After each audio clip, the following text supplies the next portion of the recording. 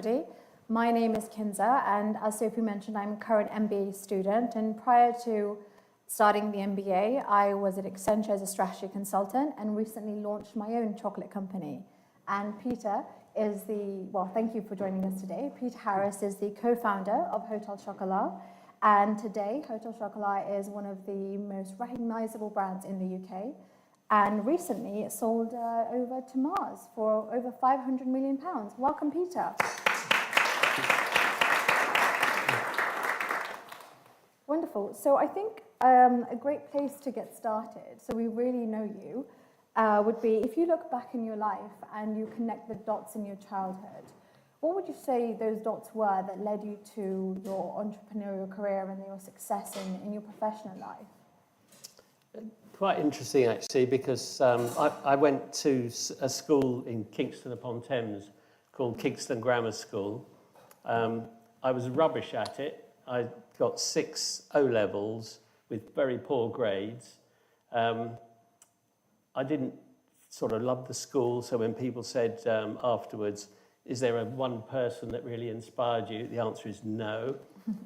But having said that, they've asked me back many times to talk to the students, and I resisted it for a long time, but I've been back about 3 times now. They asked me to give out the prizes, which is extraordinary considering my academic background was so poor.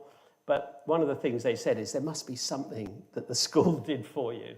And the only thing I can actually remember was going on a skiing trip to Poland in 1965, December 1965, January 1966. And I was the youngest boy. I was 10. I was the youngest boy on this trip, the smallest boy on this trip. And they said, and this was when Poland was behind the Iron Curtain. So it was quite a big thing to take a load of school kids to another country, especially one behind the Iron Curtain. And they said, whatever you do, don't take any things you can sell. And I said, well, what sort of things do you mean? They said, like records. There's no one old enough in here to remember vinyl, but I know it's coming back. But vinyl records, jeans were the 2 things that were specifically mentioned. So I thought, great. So I went off and got my singles, took a pack of those, took about 2 or 3 pairs of jeans, and we got out to Poland. We sold these, and the Polish school children absolutely loved it because they weren't able to get hold of any of these things. And we got quite a lot of Polish zlotys, which is the currency.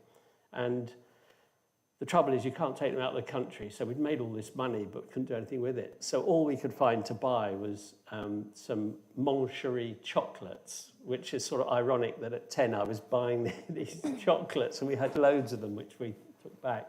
But that was about the first entrepreneurial thing I did. Mm-hmm. But as it then went on, I liked working because I wanted to earn money. So I did a variety of things. I did a paper round. I cleaned cars, Lotus cars, because I liked Lotuses, and there was a Lotus garage up the road. And I worked in a clothes shop in Kingston on Thames, and I was an ice cream man. As soon as I was 17, there was a place that had a load of ice cream vans, and if you had a driving license, they were fine, even if you're only 17. They'd just say, there you are, go to the Oval, and here's your pass, sell loads of ice cream. So I sort of had a desire to work. But the next thing you're probably going to ask me is there anything that links through? I don't know. Is that what you want me to take this? I don't want to... No. Of course, I think you were definitely the person in school then who had a tuck shop. There's always that kid who has opens their blazer and has the Twix bar and the Mars bar, at break time. Were you one of those kids? I wasn't really. Okay. It's funny because I did a talk to my old school last week, and one of the things they asked me to come up with a few words that they thought might be helpful to their students. And what I came up with was, in life, you're given a set of cards, make the very best of them, but above all, respect yourself. And then I followed this with a little bit of an explanation saying, look, when I was at school, I was the smallest boy in the school. I was probably the ugliest boy at school. I was, so the things, I was the slowest runner, so none of the things that you want to be, I wasn't any of those things. But I was still perfectly happy. I think I had a pretty reasonable sense of humour.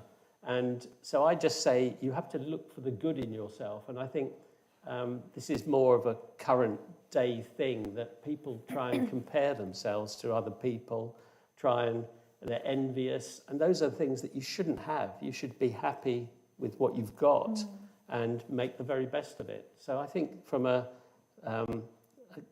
comment about life, that is probably one of the most powerful. And respecting yourself. In other words, you've got good, everyone's got good in them, and you should be proud of that.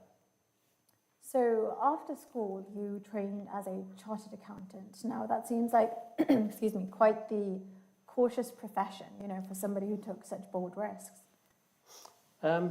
It's funny because when I was 15, we'll come on to the later stuff in a minute, I'm sure, but when I was 15, my mother said to me, "Peter, what are you going to do for a career?" And I said, "I don't know, maybe I could go into business," because my dad was a businessman.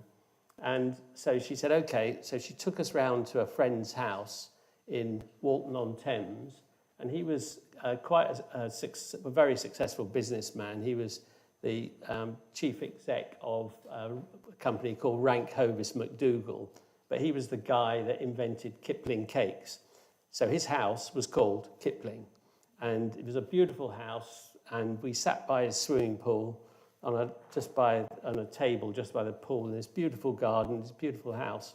And my mother said to him, "Gerald, tell Peter how you got into business." And he said, "Well, I trained to be a chartered accountant, and one thing led to another." That's all he said. And that was enough for me. And it just completely inspired me. And even though I was bad at academically, I decided I wanted to be a chartered accountant, but not because I liked being a chartered accountant, but as a stepping stone, as a qualification to take me on to the next stage. And it was a brilliant move because I've never, ever regretted that. Amazing. I mean, would you say you moved into that profession because it felt like a safe choice almost? No. It was more that it was a way that I could get into business. Okay. So in the back of your mind, you were aware that this is a stepping stone and I eventually would like to go down business, but knowing about the finances is very important. Yeah, it was interesting because training to be an accountant, I was an auditor for, 6 or 7 years, and you don't really know what you're letting yourself in for when you're 15, but I realised very quickly that you're put into lots of different companies to do their audits, and so I was literally let loose with all sorts of business, from tannoy speakers to Ford main dealers to publishing companies to building companies, and you're dealing with the accounts, and they're not that difficult to understand in smaller sort of businesses. And I was dealing with the directors of those businesses, and so I was just a bushy-tailed 21-year-old. And I suppose I've always been quite confident, and I put that down to my mother, because she made me and my 2 brothers very independent, and that's basically by leaving us on our own to get on with it, but not in a nasty way. So, I can never remember anyone else ironing my shirts apart from me, even at probably 10 years old. And packing my own stuff for Cub Camp, it was my responsibility. So taking responsibility was sort of natural.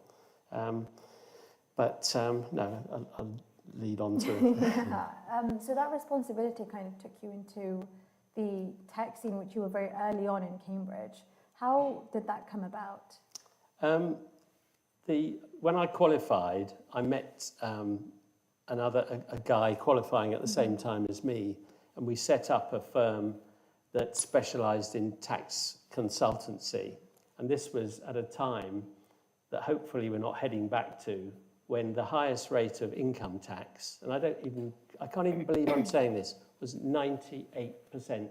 Oh my God. Can anyone believe that? Does anyone believe that's true? Do you know that? That's in 1978. So it was 98% on investment income. And so we came up with a way that you could avoid that stupidly high tax. And that worked for about 2 years until Margaret Thatcher became Prime Minister. And she was obviously much more sensible. And I'm not saying that politically, I'm just saying from a common sense point of view. She cut the taxes straight away. So it sort of, I wouldn't say destroyed our business, but, you know, made our business less workable. And so that led us into helping companies in Cambridge raising, because we'd moved to Cambridge because our office was in London and it was an expensive office, so we then moved to a cheaper office in Bridge Street in Cambridge, in fact. And while we were there, we met all sorts of Cambridge people because this was very early days in the Cambridge phenomenon. So, you know, Clive Sinclair, Chris Curry, Herman Hauser, I used to play squash with him. You know, it was just really early days. And so we helped a lot of businesses in different ways. And one of them was to help them raise money. But that was a bit boring. So we actually decided to raise money for ourselves. This was my business partner at the time. We raised, for Torch Computers, £250,000 completely unsecured. And to this day, I don't know anyone who's raised that amount of money completely unsecured. When you say unsecured, what do you mean exactly here? If it went bust, I'd just say, well, cheerio. There was no personal guarantees. And, you know, they asked us for personal guarantees, but I said to them, look, I haven't got any money. All you'll do is bankrupt me and destroy a career before it's even started. And coming back to chartered accountancy, I know why they did that, because we had a meeting and the bank manager accidentally left his file in one of our rooms when we were showing him round, and he forgot to pick it up before he went. So of course, you know, it was only the right thing for me to just check every page was okay. So I looked through this file and there was one page in it that said, these guys aren't typical technical people, entrepreneurs. They've got financial background. It's worth giving it a go. And I think the bank thought that. And they were right, because we actually paid that £250,000 back. So it wasn't a bad debt. So, you know, it's extraordinary. But if I hadn't have been a chartered accountant, I don't think I'd have raised that money. Yeah, I guess so.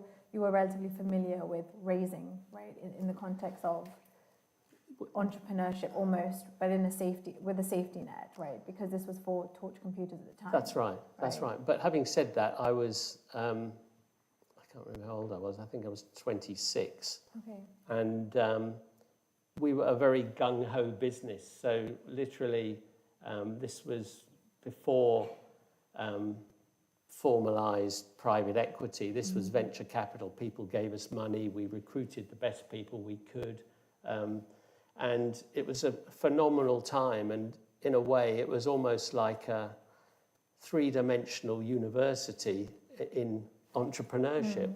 Because out of Torch Computers, there are so many very, very successful people have come out of it. And the reason for that is that we gave people responsibility very young and very early, because we didn't have teams of people to do stuff. So we recruited people, say, oh, by the way, can you just do this? Can you, you know, build these computers? And so people learnt really very, very quickly. And so there's people, like one of the people that came out of Torch was a chap called Charles Dunstan, who set up Carphone Warehouse. I gave him, I'm his first boss. I gave him a job in the support team. But there's just loads of other people as well who've been very successful. And I'm proud of that, because that was, it was like the school for learning. It was just basically the deep end. Yeah, so it almost seems like you had a whistle-stop tour of entrepreneurship whilst at Torch Computers. Would you say that's why you kind of felt safe to start your next venture, which was, well, I guess your first venture in that sense, which was Mint Marketing? It's funny, the thing that Torch Computers taught me more than anything else is that it's uncomfortable if you don't make money. If you're profitable, and that's not just in figures, but in cash, then it gives you time. And in Torch, we were profitable some of the time, but we were not profitable a lot of the time.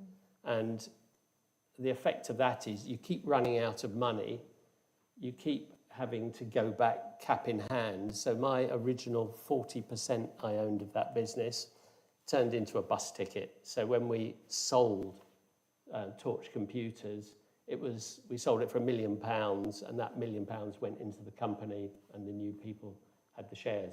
So I was happy because I didn't want the company to go bust. Just from I just felt it was wrong for that to happen. So it was lovely that it continued, for a few years after I left. So I didn't sort of hand it over, and it was bankrupt. Yeah.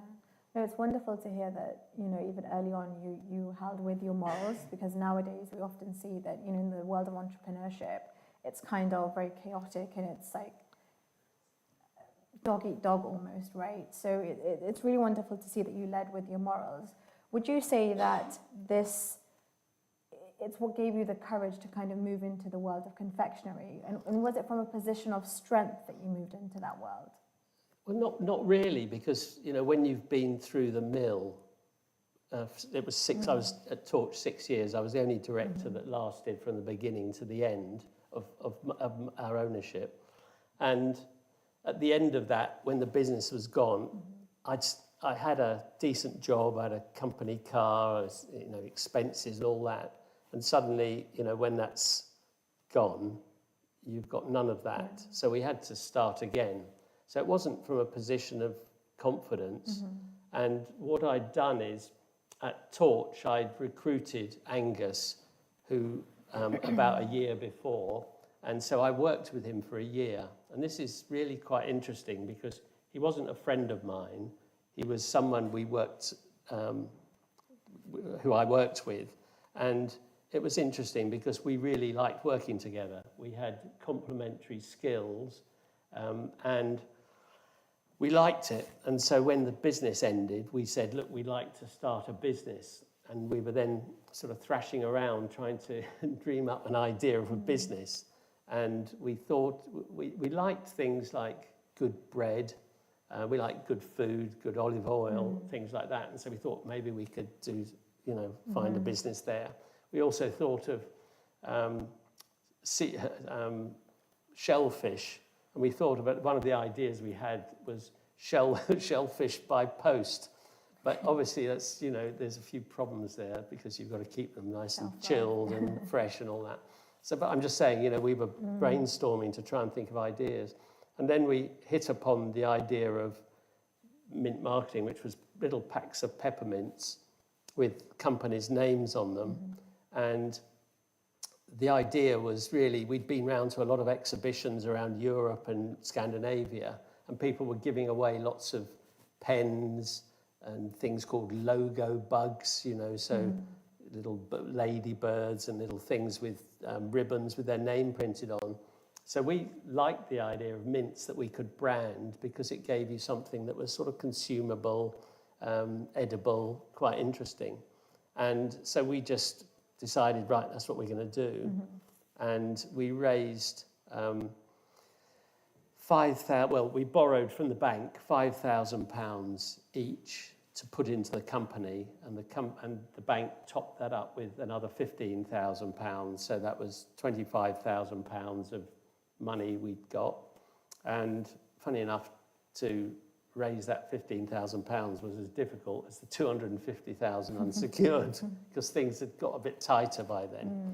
And anyway, so we literally had an amazing approach because this was a little product, but we were so evangelical about it. So the first 10 customers that we had, or first 10 prospects we had, I think something like 6 of them turned into orders. That is unbelievable. If someone says you've got 100 prospects, you'd be happy if you got 2 or 3. We got 60%. But the reason is that we were very targeted in what we did. So we used to sit in, I mean, it's a sad story this, but we used to sit in Cambridge Library with a pair of scissors and some glue and the colour supplements and these little packs of peppermints, and we'd cut out adverts for, say, BP or Ford or Panasonic and literally wrap them around these mints, because we didn't have an office, you see, so the Cambridge Library in Lion Yard was where we went. And we then we rang up companies, found out who the marketing manager was, sent these mints with a covering letter, and we'd also got some good publicity in the broadsheets, so in the Times, the Telegraph, the Independent, and we did a photocopy of one of those articles which said, you know, it's quite exciting because it said 2 guys have canned their great jobs in the computer industry to start this business selling mints, and it was brilliant for us because it made people quite excited about it. But we literally were very keen. So to give you an example, I remember sending a pack of mints to BP. And I rang them up the next day and I said, hello, it's Peter Harris here from the Mint Marketing Company. Did you get the pack of mints that I sent you? And the chap said, yeah, I did. And I said, what did you think of them? And he said, yeah, they were great. And I said, will you be ordering them? And he said, well, I'd need to obviously talk to my colleagues. Talk to one of my colleagues first. And so I said, okay, great, put the phone down. Then in the afternoon, I rang him up and said, have you spoken to your colleague yet? And that was sort of very typical of how we felt and how impatient we were about getting our ideas going. Yeah. So I think what's really key here is very early on, because you got that traction, to continue that, you also put in some marketing material from the newspaper, was it, that you were mentioning? Yes. Just so you had validity and your Yes. future clients could see that. So you into mint marketing for a few years, and then I believe it is a customer of yours that requests, or rather a client that requests, if you sell chocolates. Would you talk about how that story came about and how you pivoted to chocolate? I've done quite a few talks to MBA students, Cambridge University, for the past, 15 years or so. And I sometimes call my talk listening to customers, because I think there's in Cambridge, and I'm not trying to be sort of self-critical of us in Cambridge, but I think there is a slight shortage of people who've got the link to the customer. So with our business, listening to customers was crucial. So we had this one little pack of mints, which was our only product. And I can remember a meeting we had with one of the London hotels in Park Lane. And this chap said, we love your mints, but what else do you do? And we sort of looked at him and said, well, what do you mean? And he said, well, do you do a little box of chocolates with our name on? So we said, leave it with us, we'll come back to you. So we went away, made up this little box of chocolates, went out to a shop in the high street, bought some chocolates, put them in. This little mock-up had his name of his hotel on there, and we took them in to this guy and said, is this the sort, showed him the box, said, is this the sort of thing you mean? And he said, that's exactly what I mean. I'd like to order 5,000. And we sort of said, oh, great, yes. Shuffling in our chairs. But, this was amazing because, most people have a tricky development cycle. Whereas with us, we'd basically made this little mock-up, gone in there, and the chap said, yes, I'll have some.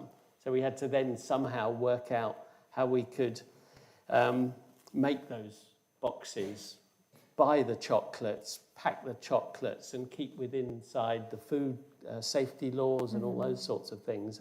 But of course, if you're dedicated to your business, it's funny, I don't love the word entrepreneur, although I know I am one. I never sort of use it. I always call myself a businessman, but what I'm really saying is that business people always find ways to resolve problems. They're sometimes very difficult problems.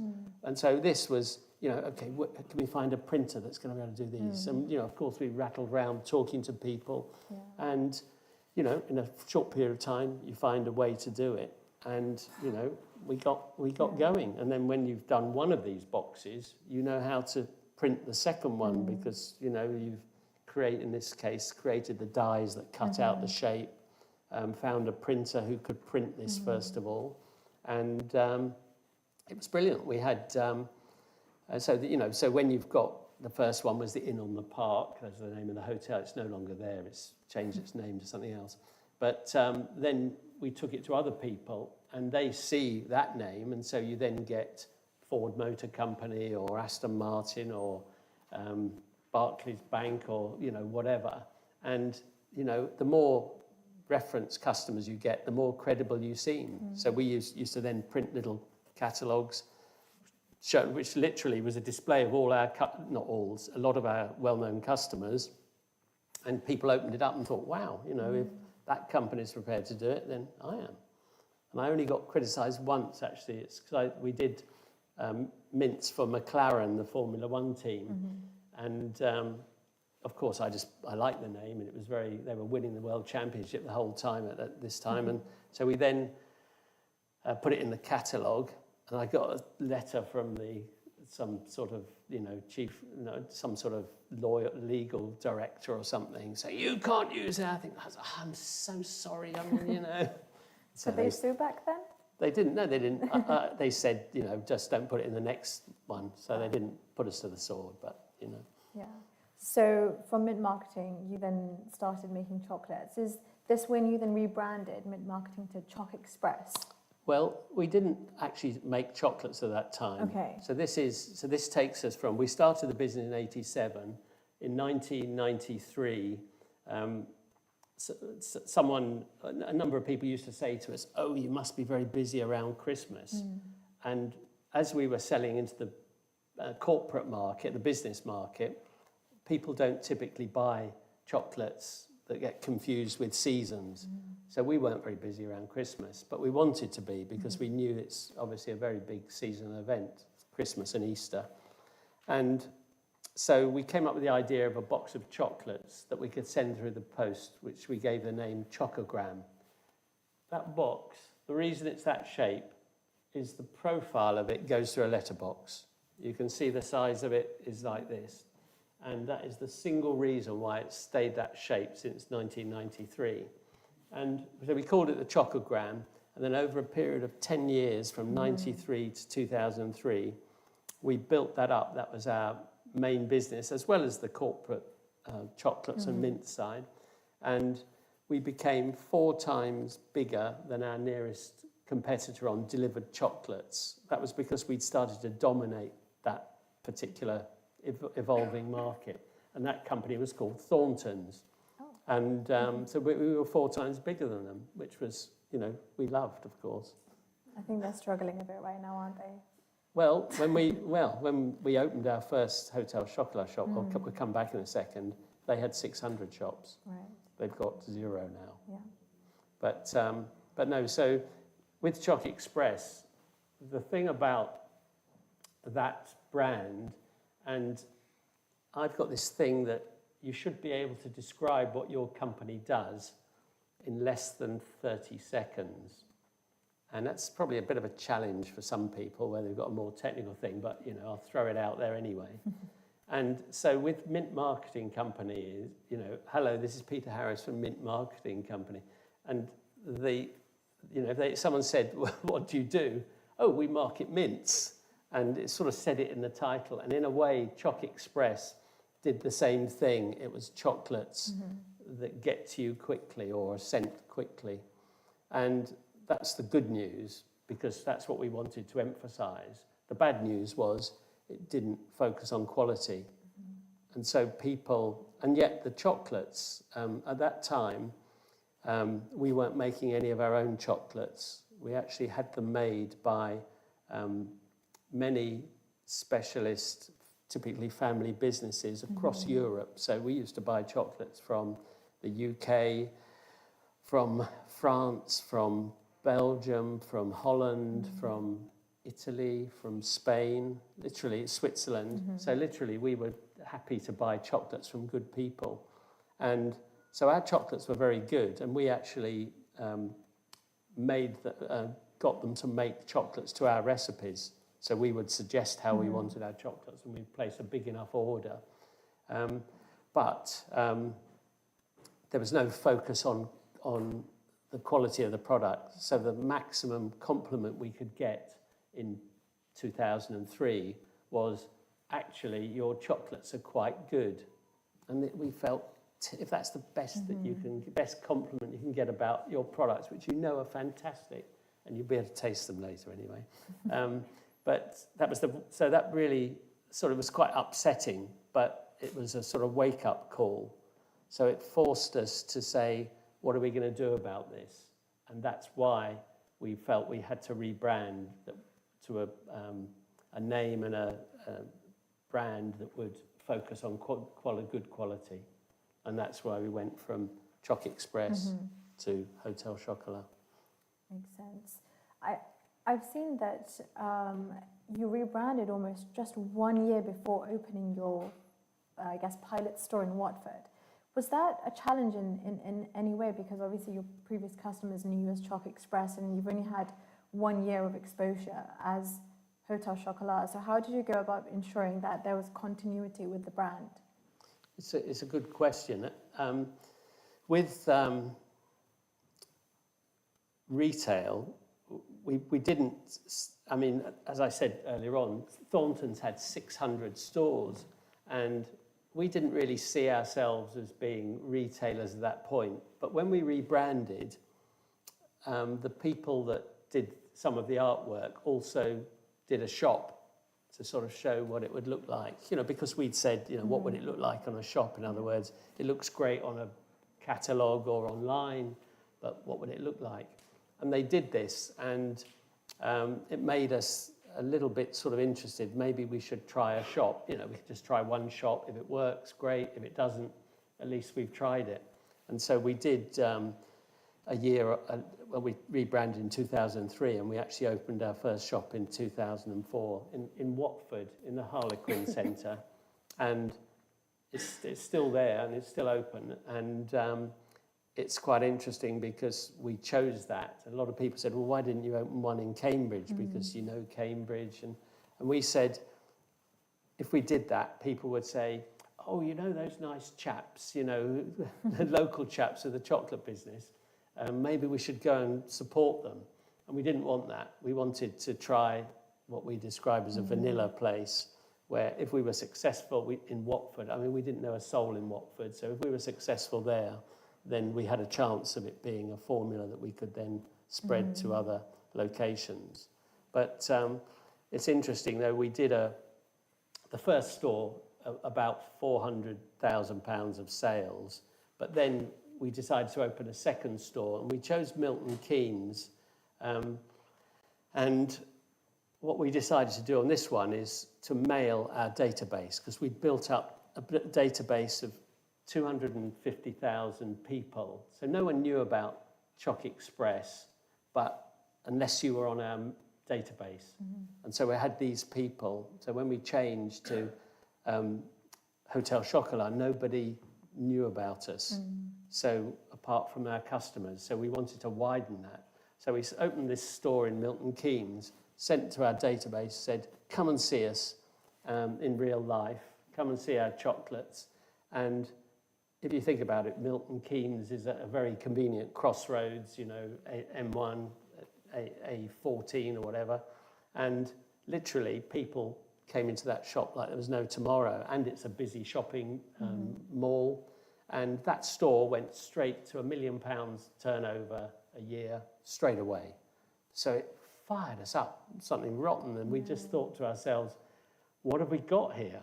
And so we then decided to open another 10 stores, and we did this. And so our sales went from, in year one on the shops, £400,000 to year 3, 16 million.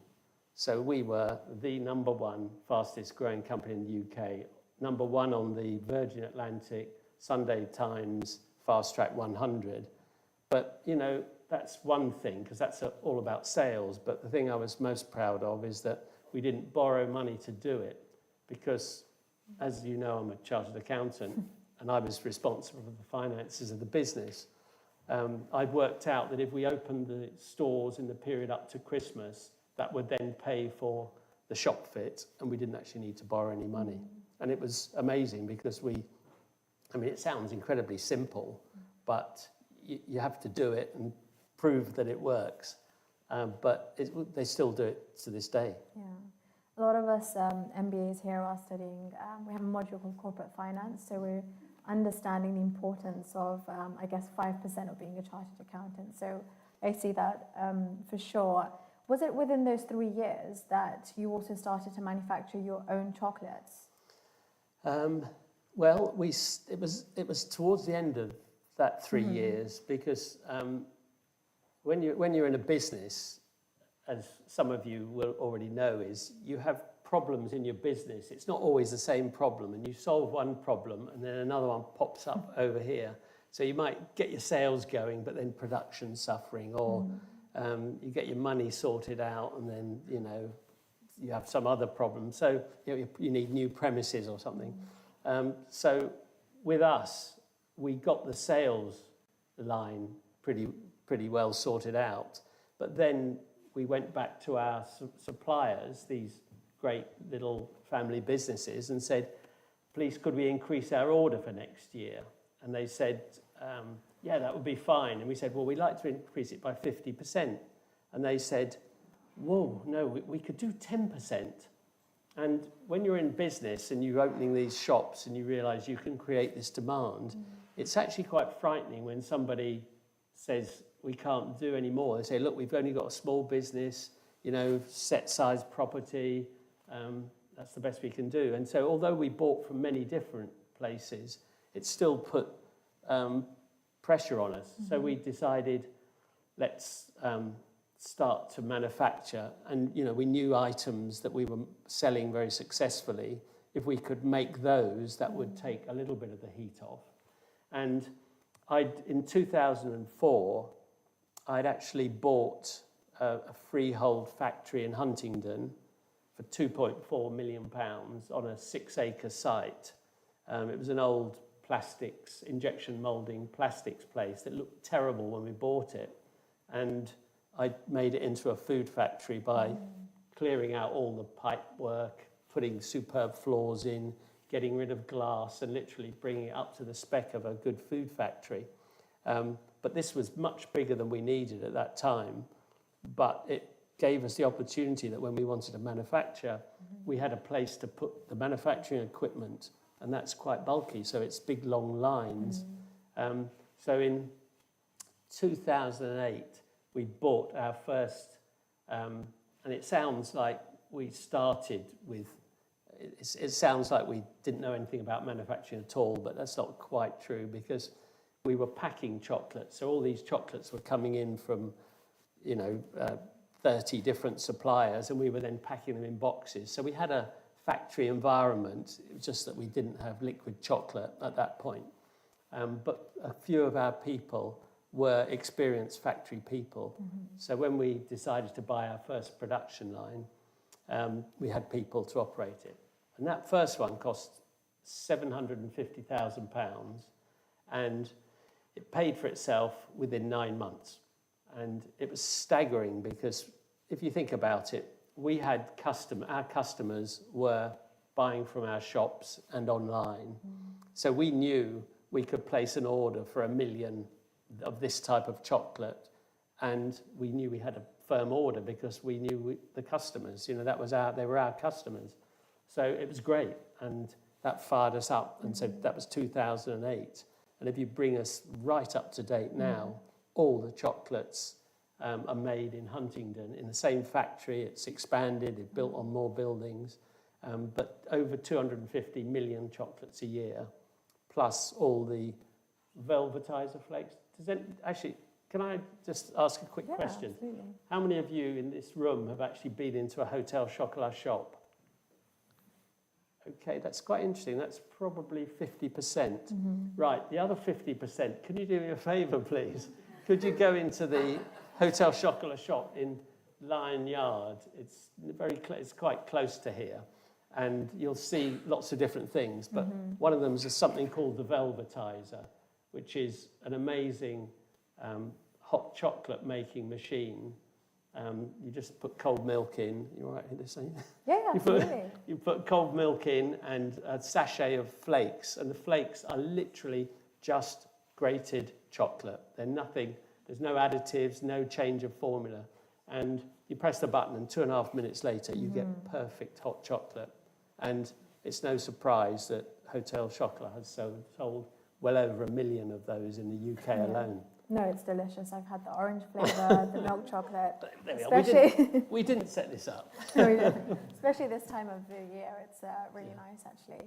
So if I just kind of give your entire journey here, we've got you who started as a chartered accountant, then came Mint Marketing, ChocExpress, Hotel Chocolat, then you launched your first store in 2003? 2004 was the first store. 2004, right. And then you started manufacturing as well. In 2008. In 2008. And I think what's really interesting here, when I look at also other entrepreneurs' story, what's really unique here is the value of the customer and how you've always listened to the customer. So firstly, obviously, when you started Mint Marketing and, you had a customer ask for chocolates, you pivoted in the right direction.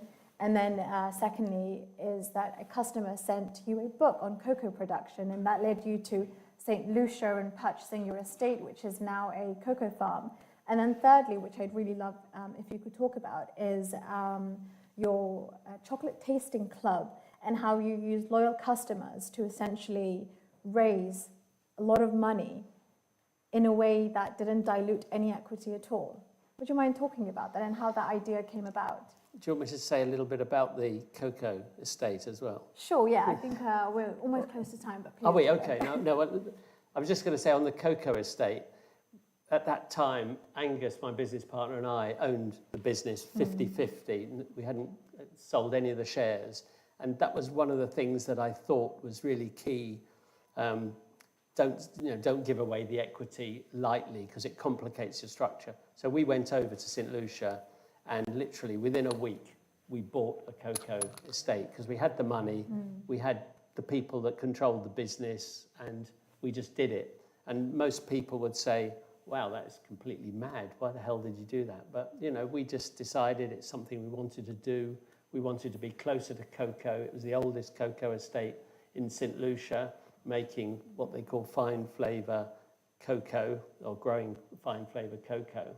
And it's an amazing place. It's now, we developed it with, we regenerated the cocoa. We built a hotel, 25-room boutique hotel. It's amazing. It's in a World Heritage Site. There's also a visitor attraction that shows you how cocoa grows literally in the fields. Well, they're not really fields. It's sort of forest, rainforest, and that so it shows you how it grows through to how you actually make chocolate. So if you get the chance to go to St. Lucia, have a look, and if you don't, look it up. Project Chocolat St. Lucia on Instagram, and you'll see what it does. Sorry, you were actually saying about the chocolate bonds. It's funny because in 2008, 2009, it was a very difficult time financially. The banks were all over the place. They were frightened to lend to people, and there'd been various financial crashes, none of which bothered us as business people. I'm being slightly flippant with my words, but we just kept our heads down, selling our chocolates, making our chocolates, and doing the best job we could. And that's what people should do. You shouldn't worry too much about outside noise. Anyway, we knew we'd got about 100,000 members of something called our Chocolate Tasting Club, which we'd set up around that time, and we were putting a different box of chocolates together each month, and people were having a box of these every month or every other month. And people loved what we did, and that was because we were, our three cornerstones were originality, authenticity, and ethics. And these resonated with our customers. So they liked what we did. It was original. They liked the ethical way we approached our business life. So we came up with this idea of a chocolate bond. So we said to our customers, lend us £2,000 or £4,000, and we won't pay you any interest, but in return we'll send you either 6 boxes of chocolates if you lend us £2,000, or 13 boxes if you lend us £4,000. And I told our bank at the time, this is what we're doing, and they said, well, yeah, it's a nice idea, but you'll probably raise about £200,000 or something. We raised £4 million, and we were delighted, and all our sort of forecasts suggested we were going to get over £2 million, but 4 million sort of really was a spectacular result. And the reason for that, it wasn't because the chocolates meant the interest was better than you would have got if you'd have put it in a bank. It was because people loved our business. They felt they wanted to be part of our business. They felt they wanted to help our business, and they were emotionally attached to it, which is great. And you know, it's how we felt about our customers. They felt about us, and so they did it. And then we tried the same thing again, and we raised another £3 million, which was amazing. That's the good news. The bad news was I tried to get the tax authorities to pre-agree what the tax treatment would be of how we were going to handle giving these chocolates away. Anyway, they were terrible because they wouldn't give us an answer. They said, no, you can just do it and then we'll look at it afterwards. And when we'd done it, they then literally taxed us every which way, you know, VAT and, you know, the retail price rather than the cost price. So it was absolute disgrace for on the government's part at the time. And it actually led us to when we floated in 2016, paying back all our customers with the money they lent us, because it was so much cheaper to borrow money rather than to keep their money, which is terribly sad, because a load of our customers were upset about that, said, I want to have the chocolate still. I think although the government may not have been by your side, you know, it was extremely innovative, because it's very hard to raise, you know, those sort of sums without ever diluting equity. So we're going to, before we give the audience some questions to ask, we've got a quick fire round of what we've called chocolate confessions. So you don't have that much time, but there's only 10 questions. So ready when you are. Okay, yeah. Dark milk or white? Milk's the most successful. Hotel Chocolat has the first ingredient in all 3 of those is cocoa. Even white chocolate, the first ingredient is cocoa. So milk. So milk's my favourite. Got it. What's the sweetest deal you've ever made? Sweetest deal I've ever made. I couldn't remember the answer to that one. Can we come back to that one? We can come back to that. What about the boldest idea you've ever said yes to? I think it must be buying the cocoa estate in St. Lucia. And, you know, it's funny because I know it's a quick thing here, but I was the one that wanted to buy it, and I was the cautious one in our business relationship. So we had a sort of role reversal. But I just knew it was in a World Heritage site. It was amazing. And I just knew that if it all went wrong, I could definitely sell it again. So that was my sort of parachute in the background. Sounds good. An idea you're very glad you killed? There was a time where we had a product in our shops which was a cocoa version of beef jerky. I absolutely hated that being in the stores. It wasn't my idea, but fortunately the customers voted it down, and that was good. Your biggest pet peeve, other than, you know, people calling it Hotel Chocolate and not Chocolat? Pet peeve. I don't know. I mean, it's in business. You have to be optimistic in business, and you know, so when people are too negative, you know, I think it's good to be realistic, but not to be too negative. So you've got to sort of, it's that whole thing about it's infectious to be an optimist, and it's also infectious to be a pessimist. So you can destroy the spirit in an office or in a team if you're too depressing and pessimistic. So I'd say That's what Yeah, peeves me. it's almost an infectious enthusiasm. Yeah. Okay. And a quote or mantra you live by? I think I said it at the beginning, which is, in life you're dealt a set of cards, make the very best of them. Okay. And if you could send a chocolate bar to anyone in history, who gets it, and what would the inside wrapper say? I mean, you've got to sort of, you've got to like Winston Churchill. I mean, it's, if any of you saw The Darkest Hour, you know, he was on his own, and I think a bar of chocolate, he'd have absolutely loved it. And if I said, good luck, Winston, in there. Okay, final question, complete the sentence. Entrepreneurship is like chocolate because...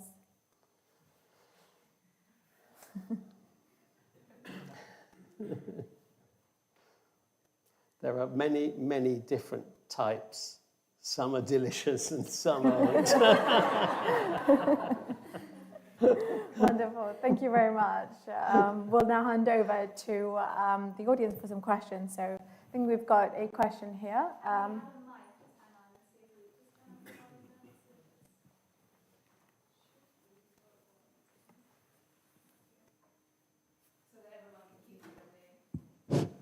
Okay. Kenza, who do you want to go first? We've got Laurie here. Thanks for your sharing today. My And pleasure. yeah, I really love your stories, so many stories, but I love the story you offer the chocolate box immediately for the hotel. You know, I really love the story, so I was curious, the brand name of Laurie, on time. That's okay. I could. You finish your question off. okay, no problem. So the brand name of Hotel Chocolat, maybe just the name maybe came from that story, the hotel thing. It didn't come from that. Yeah. The thing about, we absolutely loved the word chocolat, which is French for the word for chocolate, because the word chocolate is very industrial sounding and a bit Cadbury's in the UK.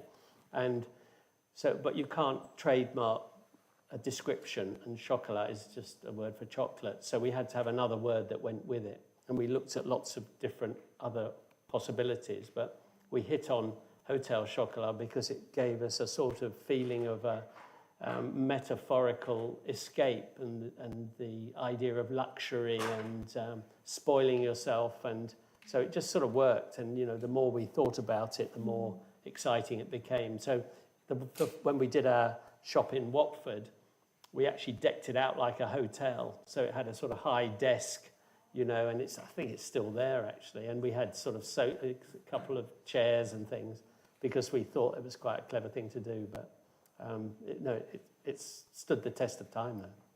Thank you. Thanks, Laurie. Same question. I was curious about what were your channels of distribution and how did you access your, you mentioned you had like 100,000 sign-ups for the club. Was it through a mailing list? Did you have like alternate ways of reaching your customers directly? Because I feel as an entrepreneur, that's the biggest challenge of customer retention. And maybe it grew organically. And I'm also curious about how you transitioned from like traditional media to more digital media. I mean, interestingly, we started with catalogues and mailing people, but that also meant that we were very quick to go online. So we were one of the first businesses that embraced the internet. And you have to, you know, if you've got a database that you can constantly contact, it's very powerful because people need reminding. And if any of you that receive catalogues or emails or whatever about products, it's often the prompt that makes you buy. You know, if it's a shirt company or a clothing company, you think, oh yeah, I need a new pair of jeans or I need a new shirt. And that prompt. So if you've got the database, that is the very important part.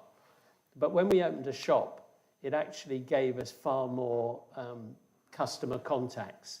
You know, thousands of people walking past the shop, some of them going into the shop. But it's that reinforcement. And I think most people in marketing who are new to marketing think you only have to tell people once or twice about your idea and they'll get it and they'll buy. It's not true. You have to do it loads of times. And even then, it's not always necessarily the same time. Because people used to say to me, what's your most successful method of getting new customers? And I couldn't answer that. You know, you'd say, well, we've mailed other people's lists. We've had publicity. We've attended exhibitions. We've done advertising. And literally, some of these things, you'd get a few here, a few there.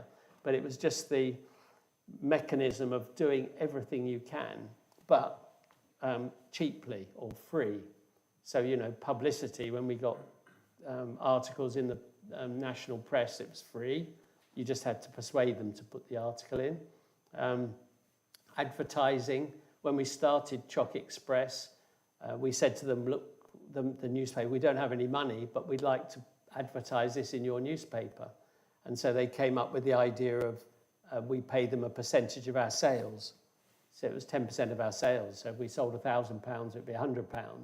But if we'd have bought the advertising space, it would have probably been £2,000. But we never sold £20,000. So it was a great way of doing it. And it's very good to be upfront with people to say, I haven't got any money, but I'd like to see if we can work together. You know, it's nothing like being direct. Does that answer your question a bit? No questions. I think the gentleman here had a question. I wonder if, sorry, I'm a bit hoarse. I wonder if you could share some thoughts about competing brand Tony's Chocolat and their efforts to try and incorporate a bit of social responsibility in their profitability, and whether you kept an eye on them from the start and their meteoric rise to selling bars to actually turning that into a profitable business now. It's interesting because ethically, Hotel Chocolat is head and shoulders above most other people that embrace things like fair trade. I'm not saying it's a bad thing, but it's certainly not an amazing thing. It gives you a feeling if you go to Waitrose and buy something and it's fair trade, you feel virtuous. Hotel Chocolat, since year 2000, has been funding a cocoa farming community in Ghana, which is the main source of cocoa that Hotel Chocolat buys. We've paid, well, a long time ago, we paid for over 1 million cocoa trees being planted, water boreholes to stop the community having to walk 5 miles to get their water, a medical centre, and that whole thing has expanded. So it's not just one community, it's several communities in Ghana. And so we did lots of things. We may not have fronted with it like Tony's, but having said that, I know they were picked up on over-egging it, and the newspapers didn't like it because, you know, so we underplay it. And, you know, in a way that's a bad thing. We should, you know, whoever's running Hotel Chocolat now should try and put more into that. And also the cocoa estate in St. Lucia is fully sustainable. There's only 2 UK employees out there. There's like 200 plus local employees. It's in a part of the St. Lucian economy where there was 40%, and probably still is 40% unemployment in the agricultural sector. And we were bringing jobs and making a link between tourism and agriculture. So Hotel Chocolat is really, you know, we tend to do our bit with actions rather than talking about it. The last bit I was going to say on this is we typically don't sell most of our products through wholesalers or through other people. I mean, you can get them, Hotel Chocolat things, through a few places, but you won't see them in Tesco or Sainsbury's or places like that typically. And the reason for that is I loved the direct link between the company, Hotel Chocolat, and its customers. And as soon as you introduce someone in the middle, you lose that direct contact. So if you can keep that contact with your customers, you're in a very powerful position. So now Hotel Chocolat has something like 2.5 million people on its database, who've joined, many of whom belong to the VIP Me club, which is a way we can understand how people behave, provide them with offers, but means that we've got that communication channel. If you go through other places, you've lost that link. So I wouldn't like to be in their shoes, if that's what you're suggesting. No, but thank you. It's a very good question. Hello. You mentioned that a successful businessman needs to know how to fix problems and also stay optimistic. And I wanted to ask about other soft skills that one can develop to succeed in business. If I could just, would you like to repeat the question? I think you said what other skills, soft skills can you use to develop your business? I think communication is probably it is incredibly important. And that's communication not just with your customers, but with your suppliers, with your workforce, with your whole team, with your investors maybe. Because without that, and with your bank, so if you can develop those skills, it sort of reassures people. So it reassures your workforce, it reassures your investors, it reassures your customers. And you don't typically see those words written anywhere, and people are often amazed at the culture of Hotel Chocolat. And you can see it if you go into a store, and the reason I asked is that if you go in, hopefully you'll experience the culture where people want to engage with you, they'll happily answer your questions, they'll be really decent people. But that's not been trained, that's been sort of led from the front. So we behave like that in the business, in every part of the business. So whether you're in the factory or in the distribution centre or the stores, everyone behaves in that cooperative, communicative way. And it's incredibly difficult for competitors, I think, to reproduce that. And I know that because, we did from time to time take on people from other businesses that were competitors, and they told a very, very different story. Is that helpful? I've only given you one thing there, but... Should we take your question? I just wanted to ask a question about how you maintain a collaborative and friendly relationship with your co-founder, because a lot of businesses fail actually due to co-founder conflict, and I was wondering how you succeeded in managing this relationship. It's a great question, because I don't know many other people that survived 36 years with the same business partner. I think it's to do with the fact that we were not friends. We were business... we were in Torch Computers, when I recruited Angus. He and I worked together, and we jokingly described that as a business honeymoon, and that's only in the business sense. And it's just meant that the terms of reference were sort of laid down really by our business relationship, not that we went down the pub together and, and had a friendship that then overlaid it with a business relationship. So I would say that is the biggest thing. I think part of that is born out of the fact when we started the business, we both sold. So we were both quite confident people. I was then responsible for the financial side of the business. He was responsible for the production. But we were both bringing money in. And so it reinforced our respect for each other that we were able to build this business together. And the other thing is there's a motivation thing. I sort of say 1 + 1 = 3 if you've got a good business partner. I'm not suggesting that you should try and have a business partner for that reason, but if you just happen to be able to have a business partner that is good, then it is motivating. If I have a problem, I'd say to Angus, what are we going to do about this? And he'll come up with a few ideas and we'll brainstorm it, and the problem seems halved quite quickly, and vice versa. And that happened many, many times, So I would say the last thing I would say is when you're with a business partner, you can't fight. You don't want to be at battle with them. So there were many things that we didn't agree on, but we didn't go to war on them. So you only had to really make sure you succeeded if the things were really business critical. You know, like if the company's going to go bust, you don't say, don't go and do that. You can't sort of hide in a corner. You've got to say, hey guys, we can't do this. So, I don't know, it's, you know, and I think being sensible with this sort of focus and, you know, the aligned focus really. So we both liked, you know, having a successful business that was profitable. And we didn't actually borrow money apart from bank overdraft. So the first time we actually sold shares was in 2016 when we floated the business, and we sold a third of the shares. So I retained a third, Angus retained a third, and a third went on the stock exchange. And even when we sold to Mars in 2024, I still had 27% of the business. Angus had 27% of the business, so we still controlled it.